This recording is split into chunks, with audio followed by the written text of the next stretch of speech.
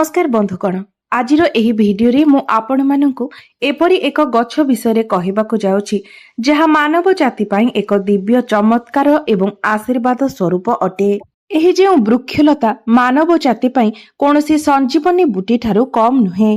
तेबे आज मु आपण मानकु जे गछ विषय कहवाकू जाउछि सेही गछटी कोनोसी संजीवनी बूटी ठारू कम नुहे। तेबे आज मु जे गछ विषय कहवाकू जाउछि सेही गछटी कोनोसी चमत्कारी गछ ठारू कम नुहे। एहार प्रयोग मनुष्य जाति पई अत्यंत आवश्यक अटे। आयुर्वेद रे एही गछर बहुत अधिक महत्व रहिछि। तेबे आजिर एही भिडियो रे मु आपण मानकु एही गछर तांत्रिक आयुर्वेदिक एवं धार्मिक प्रयोग विषय रे कहिबी। तेबे बंधु माने एही गछ को आमे समस्ते लाजकुली गछ भाबरे जानिछे एवं एही गछटी को आपण प्रायतः सबु जगह रे देखिबाकू पाइथिबे। तेबे बंधु माने आसंतु जानिबा एही गछर चमत्कारी प्रयोग विषय। तेबे भिडियोटी रे आगो को बढ़िबा पूर्वरु भिडियोटी को लाइक करी चैनलटी को निश्चय सब्सक्राइब करिदेबे एवं कमेंट बॉक्स रे जय मां लक्ष्मी निश्चय लिखिबे। बंधु माने आपण माने जानिथिबे एही गछ को छुईबा मात्रे ही तार पत्र गुड़िक बुझी होई जाई थाए। अनेक लोकंक बाड़ी रे मध्य एही गछटी देखिबाकू मिली थाए। तेबे आसंतु एहार धार्मिक प्रयोग विषय जानि नेबा। एही गछटी जेउ घरे रही थाए सेही घर उपरे तंत्र मंत्रर कोनोसी प्रभाव पड़ी न थाए। तेबे आपण जदि एही गछटी को निज बाड़ी रे लगांती निज बाड़ी रे रखंती तेबे आपणको घर उपरे तंत्र मंत्रर कोनोसी भी प्रभाव पड़िबो नाही। एही गछटी तंत्र शक्ति को निज आड़को शोषि नहीं थाए। बंधु माने किछि एपरि व्यक्ति थांती जेउ मानकर खराब नजर आम घर उपरे पड़ी थाए। तेबे कोनोसी भी खराब दृष्टि ठारू निज घर को बंचाइबा पई हेले आपण निज घरे एही गछटी को निश्चय लगांतु। एही गछटी समस्त प्रकारर खराब शक्ति को निज आड़को आकर्षित करि देई थाए, जहा फलरे कोनोसी भी खराब शक्तिर प्रभाव आमर घर उपरे पड़ी न थाए। एहार द्वितीय फायदा हेउछि एहा आम घरर समस्त वास्तु दोष गुड़िको नष्ट करिथाए। जदि गृहर कोनोसी व्यक्तिंकर कंठ दोष थाए तेबे एही गछटी आमर घर परिसर मध्यरे रहिबा द्वारा कंठ दोष मध्य दूर होई जाई थाए। एहार चेर को जदि आपण ताबिज रे भर्ती करी धारण करंती तेबे काशजनित समस्त समस्या मध्य दूर होई थाए। तेबे आपणकर जदि काशजनित कोनोसी समस्या थाए तेबे एहार चेर को आपण लाल कपड़ा रे बांधी रविवार दिन ही धारण करंतु। आपणको बहुत जल्दी ही एहार लाभ प्राप्त हेबो। तत्काल ही आपणको काश संबंधित रोगरो मुक्ति मिलिबो। एहा परे एहाको निजर आत्मरक्षा पई मध्य व्यवहार करा जाय थाए।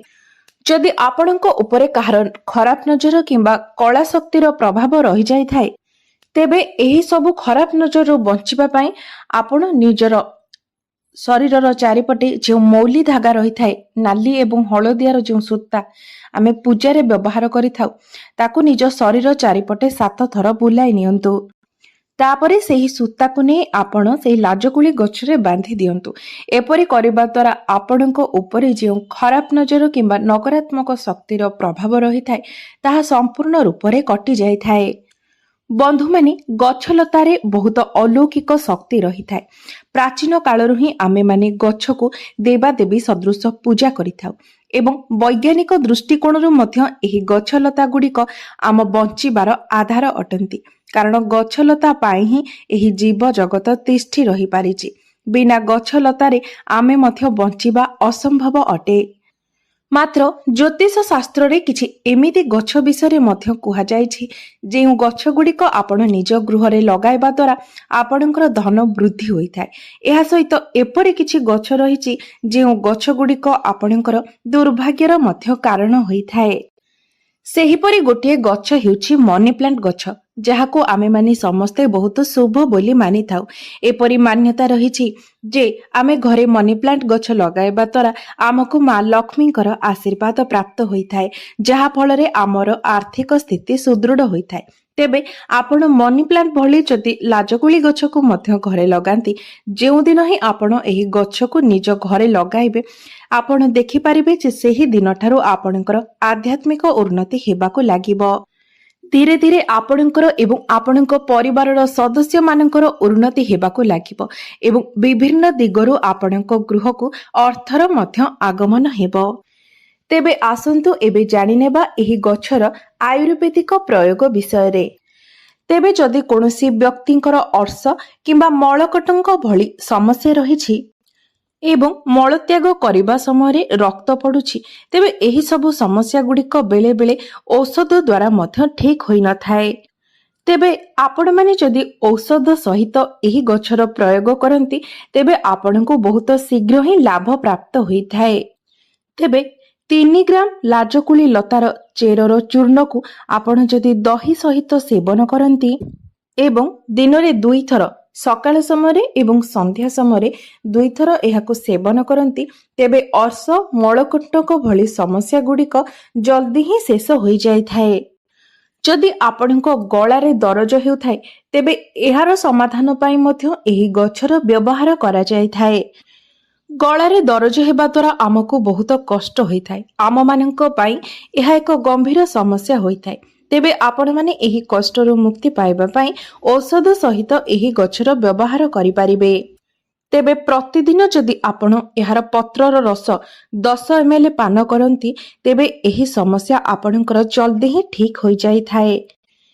एहा व्यतीत जदि कोनोसी व्यक्ति को जॉन्डिस अपच भली समस्या रहिछि तेबे एही सबु रोगरू मुक्ति पाइबा पाई आपण प्रतिदिन एही पत्रर रसरू 5 ml लेखे पान करंतु। तेबे आपणकर घर परिवार रे जदि कहार एही बोली किछि समस्या रहिछि तेबे प्रतिदिन आपण एहार पत्रर रसरू 5 ml लेखाई पान करंतु।